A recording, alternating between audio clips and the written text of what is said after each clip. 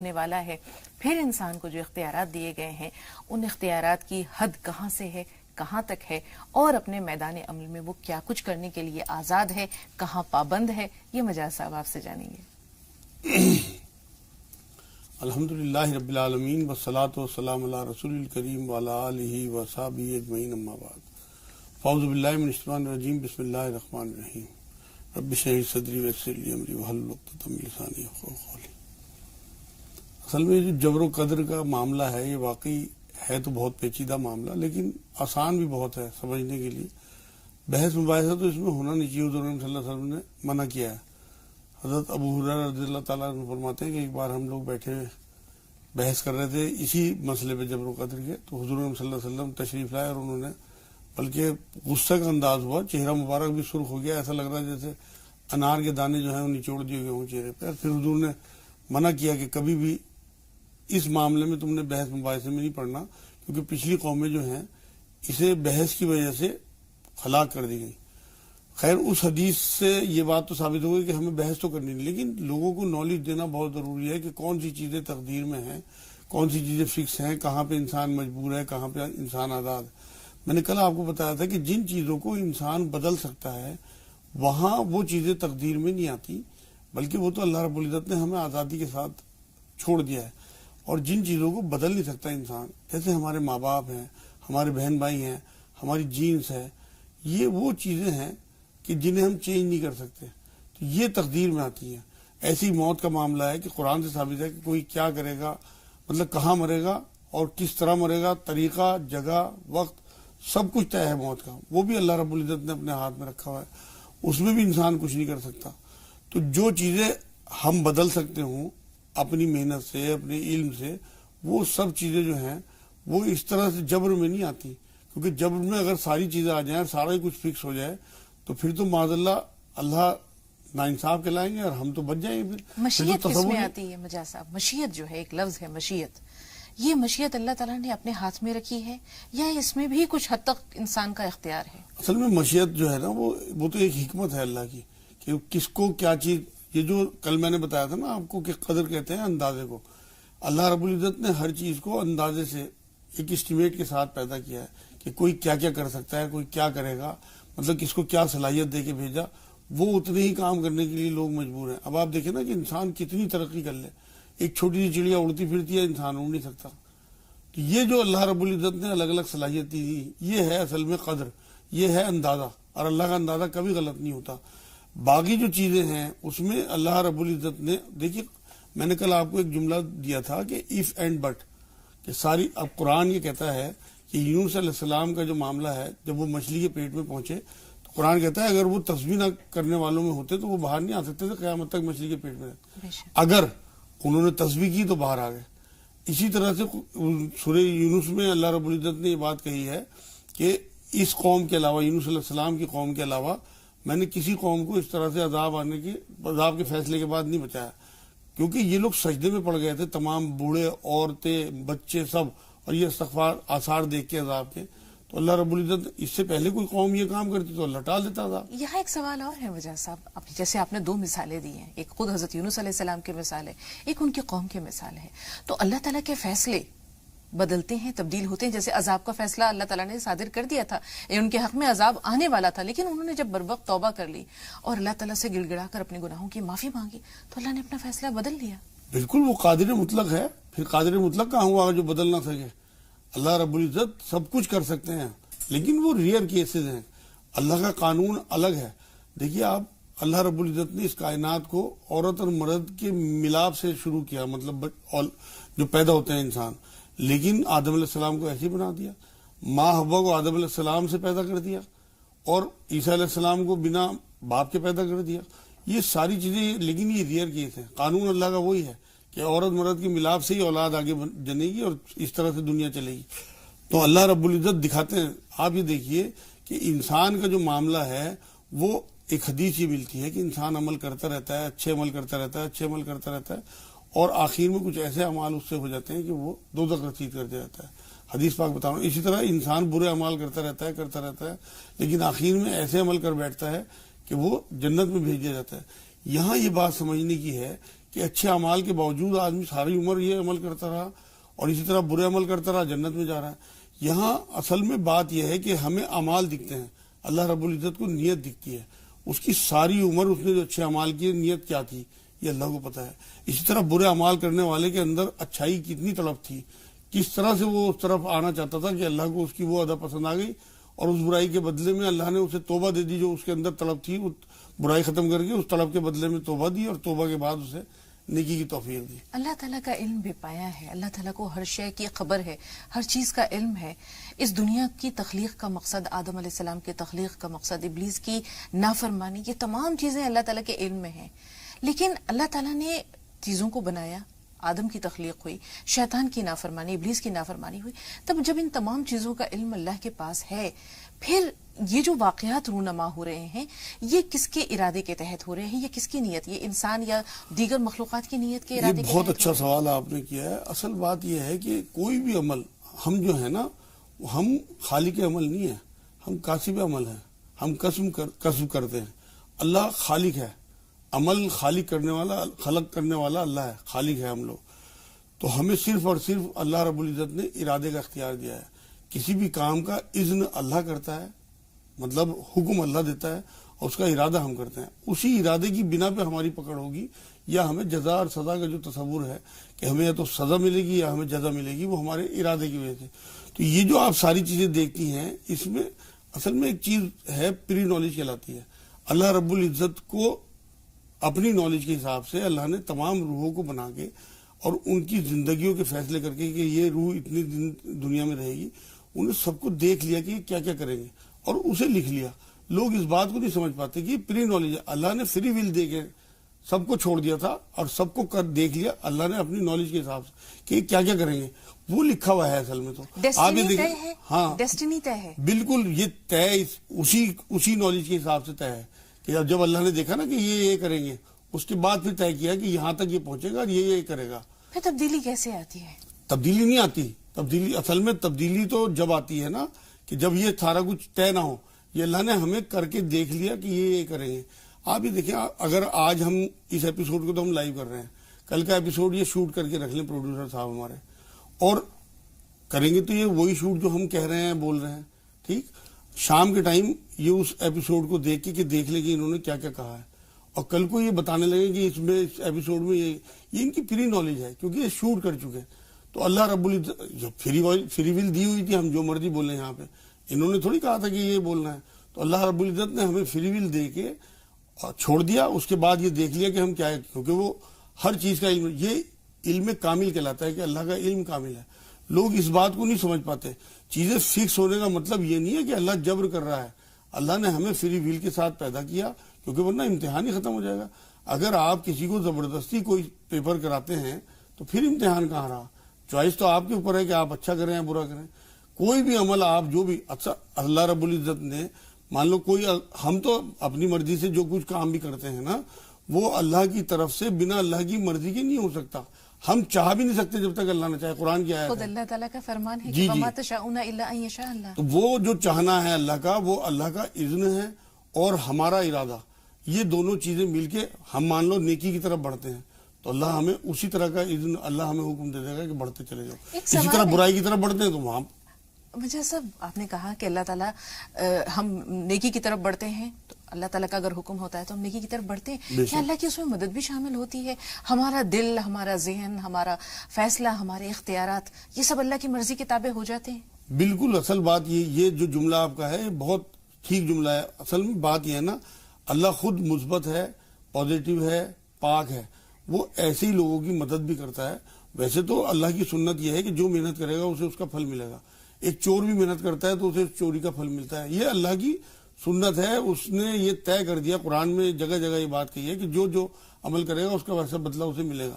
تو اگر یہ سنت نہ ہوتی تو اللہ، چور کہاں کامیاب ہوتے ہیں؟ اللہ کو تو پتا ہے کہ نیگیٹو کام ہے، لیکن جو لوگ پازیٹیو کام کرتے ہیں، جو سوال آپ کا ہے، اس میں اللہ رب العزت کی مدد شامل حال ہوتی ہے، کیونکہ اللہ راضی ہوتا ہے نیک کاموں سے، پازیٹیو کاموں سے۔ اور اگر بدی کا ارادہ ہے، برائی کا ارادہ ہے، تو اس میں اللہ کی مشیت کس حد تک انسان کو اس برائی کا کام کرنے سے روکتی ہے؟ باقی انسان کا فیصلہ، اس کا اختیار؟ وہی جملہ جو ابھی آپ نے پوچھا تھا کہ انسان کی اپنی اندر کی جو ولولے اور اندر کی جو سوچ ہوگی نا، اگر وہ کوئی برا کام کر بھی رہا ہے اور اندر اس کے جو ہے گلٹی ہے اور وہ چاہتا ہے، جیسے آپ آدم علیہ السلام کی مثال لے لیں کہ ان سے غلط کام ہوا تھا، لیکن اندر کی جو ندامت تھی، ان کی جو گلٹی تھی، اس نے انہیں جو ہے بے چین کر رکھا تھا. اس بے چینی کو دیکھ کے اللہ رب العزت نے کیا کیا کہ انہیں توبہ کے کلمات سکھا دیے اور انہیں معاف کر دیا، انہوں نے توبہ کی اور نبی بنا دیا گیا.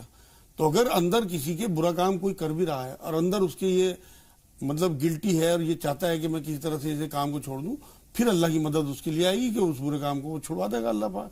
اس طرح لوگ، لیکن جو لوگ برے کام کرتے رہتے ہیں اور اس میں ان کو کوئی فرق نہیں پڑتا اور وہ اسے ٹھیک سمجھتے رہتے ہیں، ایسے لوگوں کے ساتھ اللہ کی مدد نہیں ہوتی. بلکہ حدیث میں ہے کہ برا کام کرتے رہنے والوں کے دلوں پہ نقطے لگتے رہتے ہیں اور دل ایک دن سیاہ ہو جاتا ہے کہ پھر اسے ہدایت کی توفیق ہی نہیں ملتی، عمر لگ جاتی ہے. یہاں ساری گفتگو سے جو بات سمجھ میں آ رہی ہے، پھر آپ کی رہنمائی لیں گے مجاز صاحب، کہ اللہ تعالیٰ نے اس دنیا کو بنایا اپنے علم کے مطابق، اپنی قوت، اپنی اختیار کے، اپنی قدرت، اپنے سطوت کے اعتبار سے، اور انسان کو حق اور باطل، خیر اور شر، ان دونوں کی تمیز کا شعور دے دیا.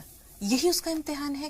انا ہدیناہ السبیل فاما شاکرا واما کفورا، کہ ہم نے انسان کو تو سیدھا راستہ دکھا دیا ہے، پھر وہ شکر گزار بنے یا ناشکرا بنے.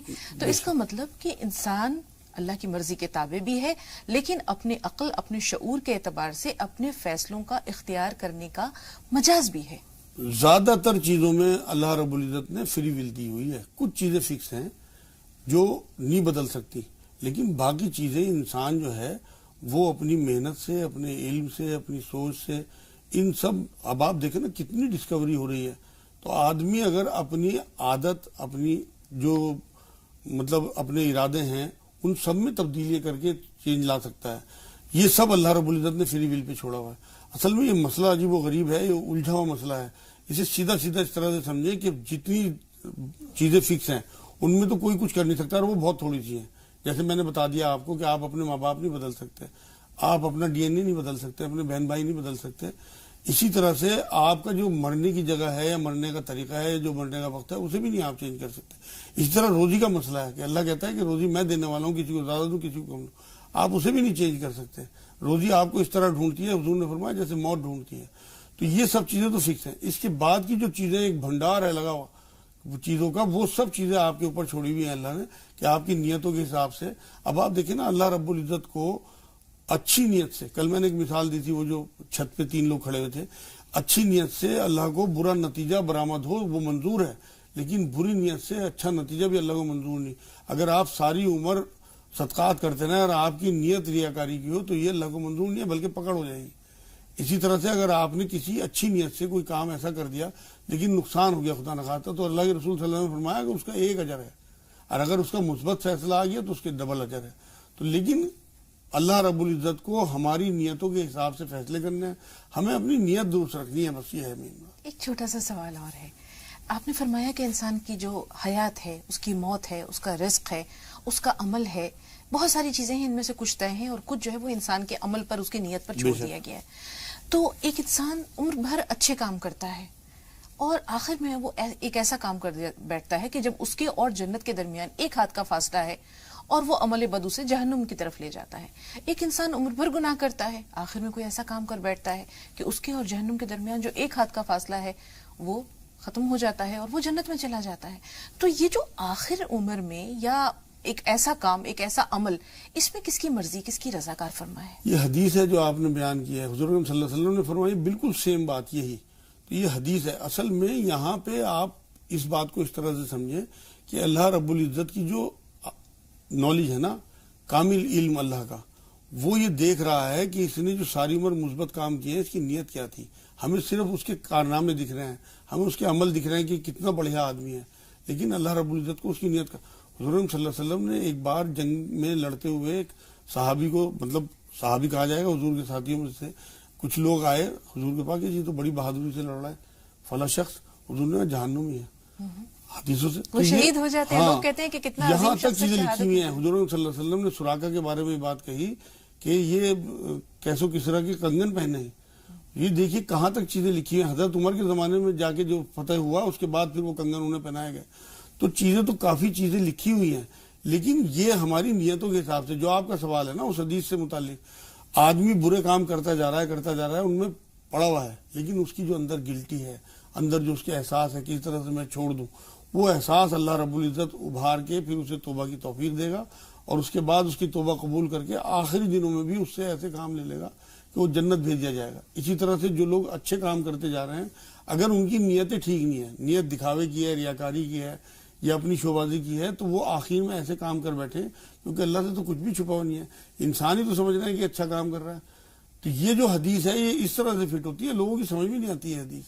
یہاں ایک سوال پھر ہے، جی۔ اس کا مطلب کہ انسان کے جو عمل کا بیج ہے نیت کی شکل میں اس کے دل میں پنپتا ہے، اور تمام عمر اللہ تعالیٰ دیکھتا رہتا ہے کہ اس بیج سے اچھا پودا نکلنے والا ہے یا گلا سڑا خراب پودا نکلے گا۔ پوری زندگی کا دار و مدار اسی ایک جذبے، اسی احساس پر منحصر ہے، جیسے بھی آپ نے بتایا۔ بالکل، اصل میں بات میں نے بھی بتایا نا آپ کو کہ کوئی بھی عمل جو ہے اس میں دو چیزیں کام کرتی ہیں، اللہ کا اذن، اللہ کا حکم، اور ہماری نیت، ہمارا ارادہ۔ تو یہ دو چیزیں مل کے عمل بنتا ہے۔ تو جب ہم کوئی عمل کرتے ہیں اللہ کی مرضی کے بنا نہیں کرتے، لیکن اللہ کی مرضی ہے، اللہ نے ہمیں فری ول کے ساتھ بھیجا ہے، وہ چاہے تو روک سکتا ہے ہمیں، لیکن اس کا قانون یہ ہے کہ امتحان لینا ہے اس نے، اس لیے ہمیں نہیں روکتا، ورنہ ہم چاہیں تو ہم تو ہاتھ بھی نہیں اٹھا سکتے اگر اللہ نہ چاہے۔ تو اللہ کا جو وہاں پہ اذن ہے، جو حکم ہے، وہ ہمارے ارادے کے ساتھ ہے، تب وہ کوئی عمل ہوتا ہے، اسے ہی وہ پازیٹیو یا نیگیٹو بناتا ہے۔ اللہ کا حکم اپنی جگہ ہے، لیکن ہم جو اکاؤنٹیبل ہیں اللہ کے آگے، وہ صرف اپنے اذن اور ارادے کی وجہ سے۔ ورنہ تو آپ یہ دیکھیں نا کہ ہمارا تو کوئی بھی نہیں معاملہ بنتا اگر سارا کچھ اللہ کے حکم سے، اسی طرح سے سب چیزیں، مطلب ہمارا ارادہ ہی کوئی نہ ہو بیچ میں، ارادہ بھی اللہ کا ہو اور حکم بھی اللہ کا ہو، تو ہم تو بچ گئے پھر، نہ تو جنت دوزخ، نہ جزا سزا، کوئی آتا ہی نہیں۔ یہ ہمارے ہاں اصل میں غلط فہمیاں بھی لوگوں میں پھیلی ہوئی ہیں۔ اللہ رب العزت نے انسان کو فری ول دے کے ایک اختیار دے کے بھیجا ہے۔ دنیا میں جتنی ہماری 60 70 80 سال کی زندگی ہے، اس میں ہمیں اختیار ہے، لیکن قیامت آتی ہے وہ سارے اختیار سلب کر لیے جائیں گے، مختار عام اللہ ہوگا، وہاں ہماری کوئی نہیں چل پائے گی، وہاں صرف اللہ کی چلے۔ لیکن دنیا میں بہت ساری چیزوں میں ہماری چلتی ہے اللہ کے حکم سے، اللہ کی مرضی سے، اس کی مشیت، جو آپ نے لفظ استعمال کیا تھا وہ یہاں کام آتا ہے کہ اللہ کی اپنی مشیت ہے، کیونکہ اس کائنات کو اس نے انسانوں اور جنوں کو امتحان کے لیے بنایا۔ بالکل، اور اس مشیت پر یقین رکھنا چاہیے کہ اس میں بندے کی مصلحت پوشیدہ ہے۔ بے شک، اگر ہم اچھا ہے تو کتنی بھی باتیں کر نہیں لیں، ہے تو اصل میں یہ مسئلہ سلجھ نہیں سکتا، اسی لیے حضور نے کہا تھا کہ اس میں بحث مباحثہ نہیں کرنا۔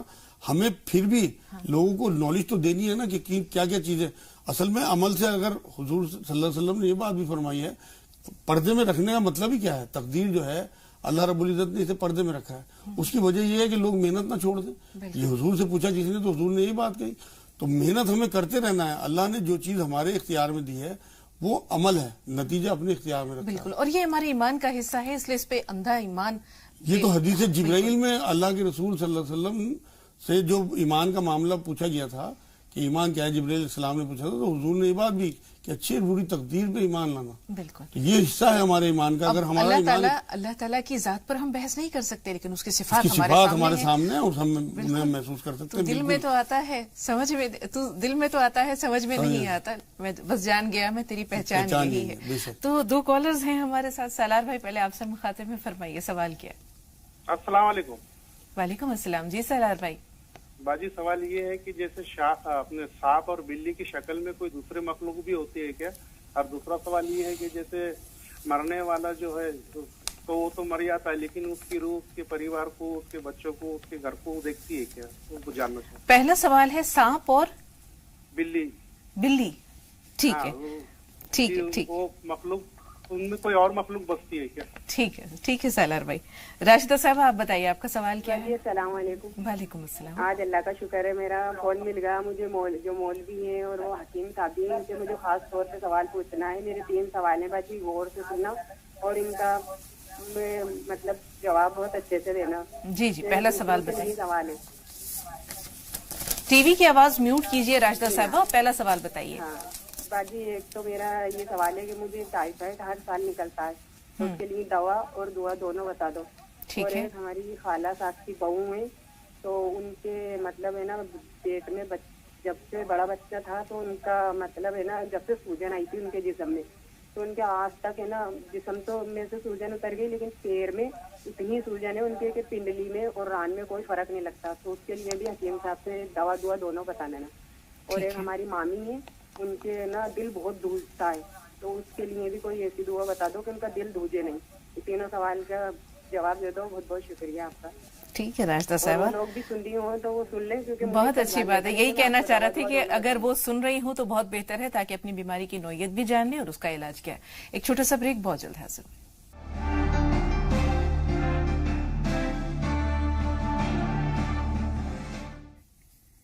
ناظرین، وقفے کے بعد ایک بار پھر آپ سب کا استقبال ہے. 5 سوالات ہیں ہمارے پاس. پہلا سوال جو سالار بھائی کا ہے بڑا دلچسپ ہے کہ سانپ اور بلی، کیا ان کے اندر یا ان کے روپ میں کچھ دوسری مخلوقات بھی ہوتی ہیں؟ اصل میں کچھ جنات کو اللہ رب العزت نے یہ صلاحیت دی ہے کہ وہ جو ہے سانپوں کے شکل میں رہتے ہیں، اور اس طرح کے بھی اختیار ہیں کہ بلی کے جسم میں بھی جا سکتے ہیں. تو اور کوئی مخلوق اس طرح کی نہیں ہے. حدیث سے یہی بات ثابت ہے کہ جو سانپوں کی شکل میں بھی جنات رہتے ہیں. تو ان کا جو سوال ہے اس میں صرف ایک مخلوق یہ اس طرح کی، اور کوئی مخلوق اس طرح کی ہے نہیں ہے کہ وہ ان کے جسم میں جا سکے.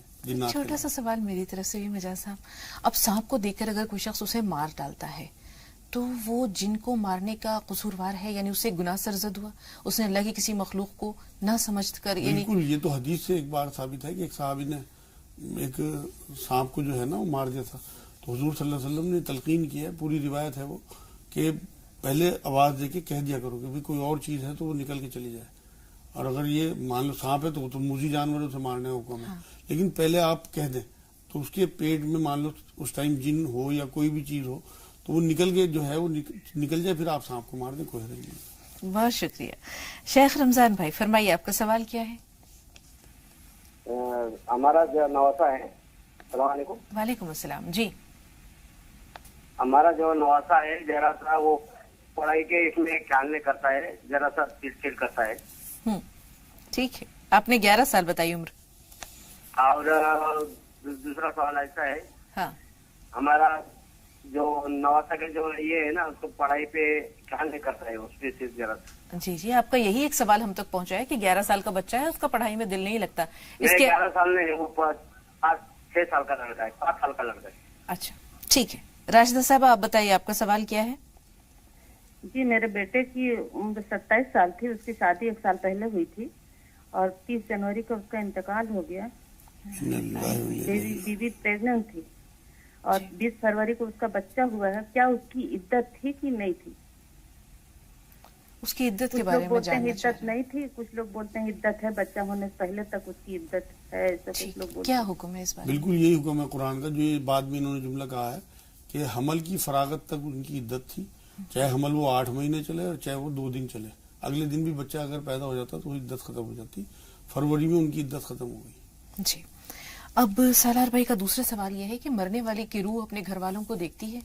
نہ، اس طرح کی کوئی حدیث نہیں ہے، بلکہ قرآن یہ کہتا ہے کہ ان کا تعلق جو ہے وہ ختم ہو جاتا ہے.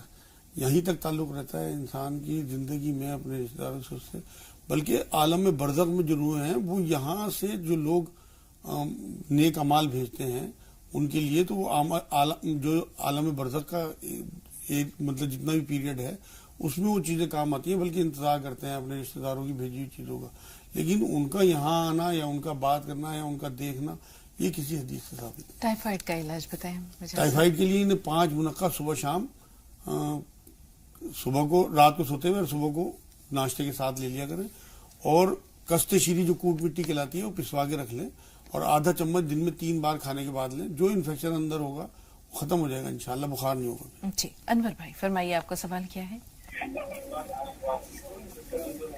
انور بھائی سن پا رہے ہیں ہمیں؟ ہمارا سوال ہے کہ ہمارے گھر پہ 17 سال کا بچہ غائب. ہاں ہم سن رہے ہیں. ہلو جی، بچہ غائب ہو گیا آپ بتا رہے ہیں؟ ہاں 5 دن ہو گئے. اللہ تعالیٰ کی پریشانی دور کرے. غور سے سنیے گا. 5 دن ہو گئے، ابھی تک ٹھیک، کوئی پتہ نہیں. ٹھیک ہے. زرین صاحبہ ہمیں سن پا رہی ہیں آپ؟ اگر تو اپنا سوال بتائیں. جی السلام علیکم. وعلیکم السلام. میرا سوال یہ ہے کہ جو مہندی کے پتا ہم لوگ یہ گھر میں لگایا جاتا ہے وہ والا یوز کرنا ہے کہ دوسرا؟ یہ سوکھا. جی، یہ دریافت کر رہے ہیں کہ وہ اس کو سکھا کر استعمال کرنا ہے. سوکھے پتے ملتے ہیں میری بہن دکانوں سے. آپ سکھانے میں تو آپ کو بہت دقت ہوگی، گندگی بھی ہو سکتی ہے، اوپر چھت پہ آپ ڈالیں گی تو سوکھے پتے ملتے ہیں 10-20 روپے کے بہت سارے آ جاتے ہیں, تو آپ سوکھے پتے لیں اور انہیں پسوائیں. جی 17 سال کا بچہ ہے, 5 دن سے غائب ہے, کوئی دعا بتا دیجیے مجھے صاحب. ہاں, اس کے لیے انہیں یہ کرنا چاہیے کہ 119 بار تو یا حفیظ پڑھیں اور 119 بار سورہ لقمان کی 16 نمبر آیت یا بنیہ سے شروع ہے وہ پڑھیں, اور تیسرا کلمہ پڑھیں ان کے گھر والے زیادہ سے زیادہ. انشاءاللہ امید یہ ہے کہ جہاں بچہ ہوگا اس کا پتہ لگ جائے گا وہ کہاں ہے. ایک کام یہ کریں, اگر یہ اندازہ ہے انہیں کہ وہ بچہ اپنی مرضی سے گیا ہے تو 21 بار سورہ فاتحہ پڑھ کے ایک تازے تالے پہ, بالکل نیا تالا لے کے اس پہ پھونک مار کے اسے کھولتے پانی میں ڈال دیں, چابی بند کر کے اسے, اور چابی اٹھا کے رکھ دیں, اور اس میں آگ جو ہے وہ مستقل جلتی رہے 2 دن 3 دن جب تک وہ بچہ واپس آئے. اگر وہ اپنی مرضی سے گیا ہوگا تو واپس آ جائے گا, اس ٹائم پھر وہ تالا نکال کے پانی میں سے اور اسے کھول دیں. دوبارہ سن لیں, 21 بار سورہ فاتحہ بسم اللہ کے ساتھ پڑھ کے اور پکتے ہوئے پانی میں ڈال دیں ہنڈیا میں, اور اس میں آگ کو جلائے رکھیں, باہر صحن میں لگا لیں جس سے کہ لکڑی لگاتے رہیں اس میں, اور جب وہ بچہ آ جائے تب وہ تالا کھول دیں. بہت شکریہ مولانا صاحب. ریحانہ صاحب آپ بتائیے آپ کا سوال کیا ہے؟ جی السلام علیکم. وعلیکم السلام. السلام علیکم. وعلیکم السلام. جی ریحانہ. جی مجھے اپنے بیٹے کے بارے میں معلوم کرنا ہے. اس کی عمر 18 سال ہے, اس کا پڑھائی میں بھی من نہیں لگتا, اس کا دماغ تھوڑا چھوٹے بچوں کی طرح ہے, کچھ مطلب کمزور ہے اس کا ذہن. تھوڑا سا انتظار. نور جہاں صاحب آپ بتائیے آپ کا سوال کیا ہے؟ جی ہلو. جی ہلو. جی نور جہاں صاحب آپ کو سن رہے ہیں, سوال بتائیے. ہاں, یہ میرا سوال ہے مولانا سے کہ جو مجبوری میں انسان کوئی چوری کر لیتا ہے اور اگر اس کو شرمندگی سے پیسے واپس نہیں کر رہا ہے تو کیا تحفے کے طور پر اسے واپس دیے جا سکتے ہیں؟ 3 سوال ہے میرے. ٹھیک ہے, پہلا سوال تو یہ, دوسرا بتائیے. اور دوسرا سوال یہ ہے جو مولانا آیت کریمہ پڑھنے کا بتاتے ہیں یا کوئی بھی 3 چیز 4 چیز پڑھنے کی بتاتے ہیں, اس میں ہر بار بسم اللہ, اگر انسان کے مجبوری میں 2 غسل ہو کرنے کے جنابت اور حیض, تو کیا ایک بار غسل کریں گے تو تینوں غسل ہو جائیں گے؟ یہ پوچھنا ہے مولانا سے. اچھے سوال ہیں, تھوڑا سا انتظار. ایک چھوٹا سا بریک لے رہے ہیں, بریک کے بعد انشاءاللہ تمام سوالوں کی جانب مولانا صاحب سے رہنمائی لیں گے. ہمیں امید ہے کہ آپ اسی طرح دیکھتے رہیں گے راہ نجات.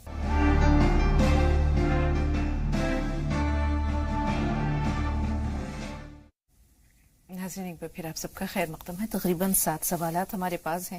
ٹائیفائڈ کے بارے میں آپ نے بتایا, بہن کا جو سوال ہے راشدہ صاحبہ کا اپنی بہن کے تعلق سے, کہ ان کے پیروں پر اتنی سوجن ہے کہ وہ ران اور پنڈلی دونوں ایک جیسی لگتی ہے ان کی. جی جی جی, وہ اصل میں کئی بار یہ ہوتا ہے نا کہ اتنا ورم آ جاتا ہے کہ ہاتھی پیر کہلاتا ہے. وہ انہیں چاہیے کہ ایک تو پیروں پہ اپنے لپٹس کے پتے باندھیں, جو یوکلپٹس کا لمبا والا پیڑ آتا ہے وہ چاروں طرف باندھ کے نا پیر پہ, اور کپڑا لپیٹ لیا کریں, سو جائیں, اس سے ان کا کافی ورم اتر جائے گا. تیسرا کام یہ کریں وہ کہ 3 انجیر روز کھایا کریں.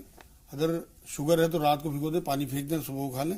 ایک کستے شیری کوٹ مٹی جو کہلاتی ہے, مہندی پتا اور کلونجی برابر مقدار میں پسوا کے رکھیں, اور 1 چمچ دونوں ٹائم لیں, اور تیز گرم پانی, کھولتا ہوا پانی گھونٹ گھونٹ کر کے جیسے چائے پیتے ہیں, 1 گلاس صبح 1 گلاس شام. اور یا سلام یا مومن یا اللہ 300 بار, یا رحمان یا رحیم یا کریم 300 بار, اور 40 بار آیت کریمہ لا الہ الا انت سبحانک انی کنت من الظالمین. ان سے پہلے بسم اللہ پڑھنے کی کوئی ضرورت نہیں ہے. بسم اللہ ہمیں صورتوں سے پہلے پڑھنے جو قرآن میں اتری ہیں ان کا حکم ہے. ان چیزوں کے ساتھ پڑھنی, وہ دوسرا سوال بھی ساتھ میں ہو گیا. اور تیز گرم پانی میں نے بتا دیا الحمدللہ. جی, خالہ کو دل ڈوبنے کی, یعنی دل بیٹھتا ہے, دل گھبراتا ہے ان کا, یہ پریشانی ہے. ہاں, انہیں چاہیے کہ 300 بار لا حول ولا قوت الا باللہ روز پڑھیں, 150 بار صبح 150 بار شام, اور 1 آملے کا مربع رات کو سوتے ہوئے کھائیں, اور 7 بار سورہ فاتحہ الحمد شریف جو ہے بسم اللہ کے ساتھ پڑھ کے, اور تھوڑا سا اپنا لعاب زبان سے لے کے اور ماتھے پہ لگا لیا کریں, یا دوسرا کوئی آدمی لگا دے جیسے تلک لگاتے ہیں.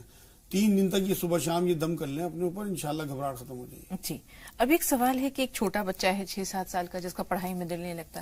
ایک بچہ ہے جو 28 سال کا ہے لیکن وہ ذہنی طور پر کمزور ہے, یعنی وہ بچوں جیسی اس کے ذہنی حالت ہے. انہیں دونوں بچوں کے لیے تسبیح تو ایک ہی ہے, 6 سال کا ہو یا 28 سال کا, ربی زدنی علما, ایک تسبیح دونوں کو یاد کرا دیں. اور جو چھوٹا بچہ ہے اس کے لیے 3 منقع روز دیں اسے, اور سونف دم کر کے رکھ لیں. 7 بار یا 21 بار سورہ فاتحہ پڑھ کے تھوڑی سی سونف پہ دم کر لیں, اس میں اور سونف ملاتی رہیں, اور دن میں 2 یا 3 بار اسے آدھا چمچ سونف دیں, چھوٹے بچوں کو بھی بڑے بچوں کو بھی. اس سے ذہن کھلے گا انشاءاللہ. اب جو بڑا بچہ ہے 28 سال والا جس کا دماغ کم ہے, اسے آدھا اخروٹ پیس کر شہد میں ملا کے وہ چٹائیں روز, اور خمیرہ کوئی دماغ کا اچھا کوئی خمیرہ لے لیں, وہ خمیرہ اسے 1 چمچ روز دیں. غو زبان امری جدوار کر کے ایک خمیر آتا ہے کافی کمپنیوں کا, وہ لے لیں, آدھا چمچ وہ دے دیا کریں رات کو, تو انشاءاللہ تعالیٰ ربی زدنی علما, سونف اسے بھی دیں بڑے بچے کو. جی قمر جہاں صاحب فرمائیے سوال کیا ہے؟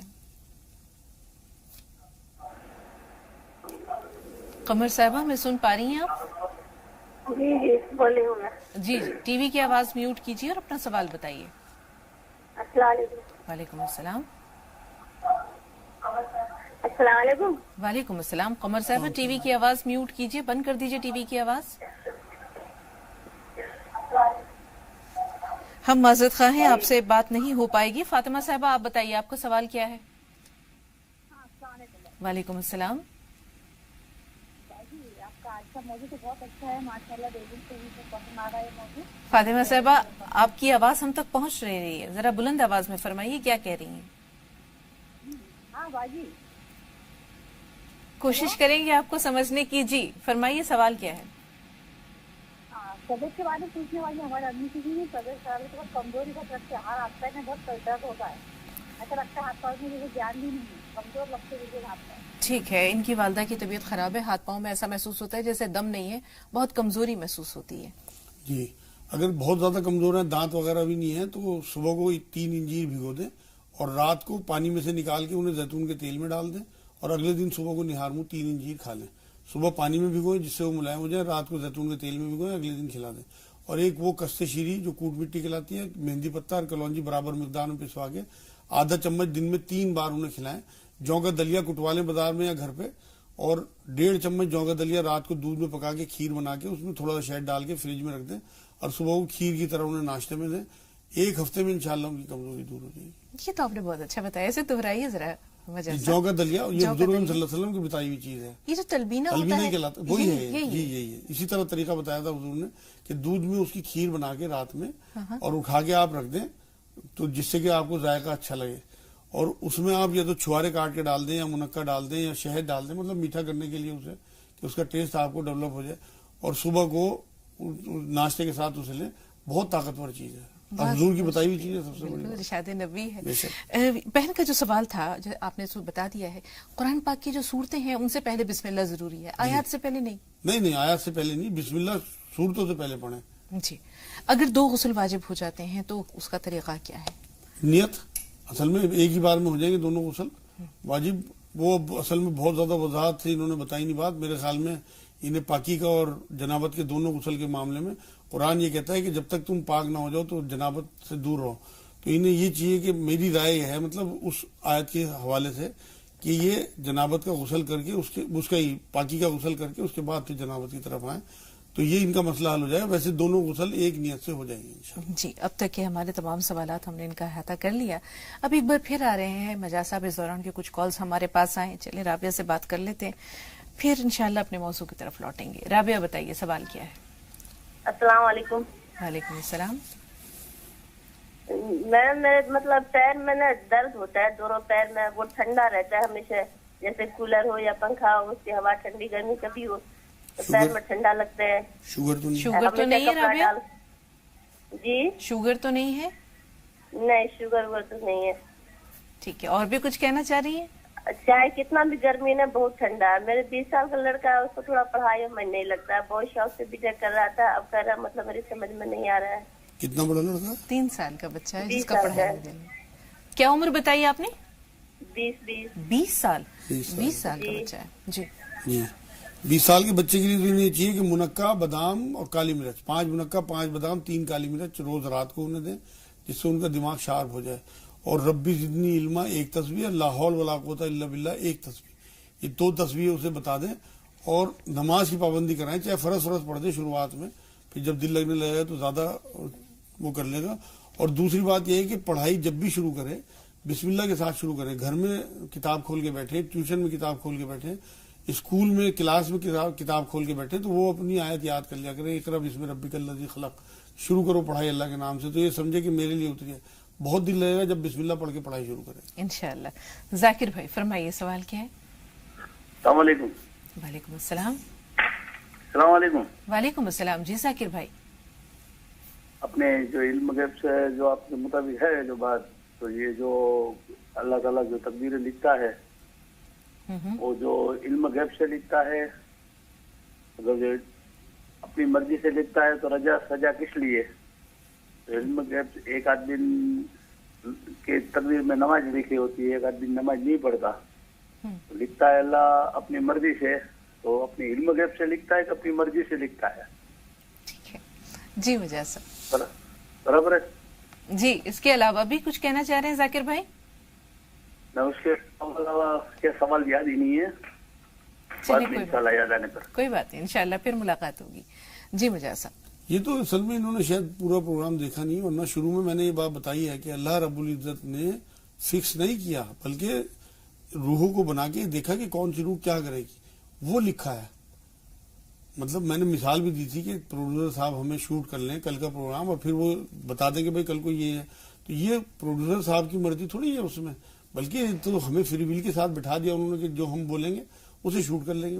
اسی طرح سے اللہ رب العزت نے روحوں کو بنا کے دیکھا کہ 60-70 سال کی زندگی میں کیا کیا کریں گی، یا کسی کی عمر 1200 سال یا کسی کی 1400 سال یا کسی کی، وہ اللہ رب العزت نے لکھا ہے. ایسا نہیں ہے کہ اپنی مرضی سے زبردستی لکھ دیا، پھر تو معاذ اللہ پھر تو اللہ ناانصاف ہے کہ پھر تو ہمارے اوپر تو کوئی معاملہ ہی نہیں بنتا، نہ جزا سزا کا نہ دوزخ جنت کا، پھر تو ہمارا کوئی معاملہ ہی نہیں بنتا اگر اللہ زبردستی ہم سے سب کام کرا دے. نماز کوئی نہیں پڑھتا تو اللہ رب العزت نے فری ول کے، قرآن میں آپ نے جو آیت پڑھی ہے کہ چاہے ہم اللہ کو مانیں چاہے انکار کر دیں، تو یہی معاملہ ہے سب چیزوں کا کہ ہم دین کے معاملے میں بھی چاہے ہم نمازیں پڑھیں نہ پڑھیں یہ فری ول پہ ہے. وہاں حساب کتاب ہوگا کہ ہم نے نماز کیوں نہیں پڑھی جب اللہ نے حکم دیا تھا. اب ہم کیا چیز کرتے ہیں کیا نہیں کرتے، اس میں اللہ کا صرف اذن ہے، مطلب حکم ہے، ارادہ ہمارا ہی ہے، اسی ارادے کی بنا پہ ہمارا جزا و سزا اسی عمل پر اور ارادے پر. اب رابعہ صاحبہ کا جو سوال ہے، ان کے پیروں میں پیر ٹھنڈے رہتے ہیں. ہاں، ان کو یہ چاہیے کہ 5 پتی زعفران کھانے کے بعد 1 گھونٹ پانی سے لیں صبح شام، اور 5 منقر 5 کاجو روز کسی بھی ٹائم چبا لیں، سادے کاجو ہیں وائٹ والے، اور کستے شیری کوٹ مٹی جو کہلاتی ہے، مہندی پتہ اور کلونجی پسوا کے رکھ لیں، اور 1 چمچ دونوں ٹائم کھائیں کھانے کے بعد، اور 1 چمچ شہد پیئیں گنگنے پانی میں صبح شام. انشاءاللہ ان کی رگوں میں جو خون کا سرکولیشن کم ہو رہا ہے وہ بالکل صحیح ہو جائے گا، اور یہ سارے درد ان کے ختم ہو جائیں گے، ٹھنڈا پن ختم ہو جائے گا. جی. یا رحمان یا رحیم یا اللہ 300 بار اور 40 بار لا الہ الا انت سبحانک انی کنت من الظالمین پڑھیں. جی. ثانیہ فرمائیے سوال کیا ہے؟ ثانیہ میں سن پا رہی ہیں آپ؟ ہلو جی فرمائیے. جی جی جی جی بتائیے سوال کیا ہے؟ جی میں یہ پوچھنا چاہ رہی ہوں، مجھے گھبراہٹ اور گھٹن ہوتی ہے مجھے، اور کوئی چیز ہے کہ جی ٹھیک ہے. سریا صاحبہ آپ بتائیے. ہاں ہلو السلام علیکم. وعلیکم السلام. ایسا ہمارا بچہ بڑا 15 سال کا ہے، وہ بہت شرارتی کرتا ہے، کام پر بھی دھیان دیتا نہیں، نماز کو جاتا نہیں، پڑھائی میں بھی دھیان دیتا نہیں، نہ انہیں ایسا کر رہا ہے، بہت شرارتی ہے. اللہ تعالیٰ سیدھا راستہ دکھائے. ایک چھوٹا سا بریک اور لیں گے، بریک کے بعد ملتے ہیں.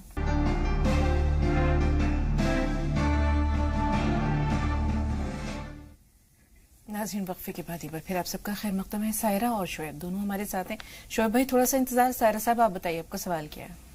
میرا سوال یہ ہے کہ میرے نا 3 بچے میرے بڑے، ایک 22 سال کی لڑکی ہے اور 21 سال کا لڑکا ہے، اور وہ لوگ مطلب بالکل نا میری بات نہیں سنتے. کچھ نوکری دھندا کرو کچھ سنتے نہیں ہے وہ لوگ، اور مطلب بس صبح سے نکل جاتے رات میں آتے اپنے دوست یاروں میں گھومنا پھرنا لگا رہتا ہوں. تو لوگ بالکل بھی میری بات نہیں سنتے، اور گھر کے حالات بھی بہت خراب ہے. میکے جو ہسبینڈ بھی نہیں ہے میرے، بہت تکلیف.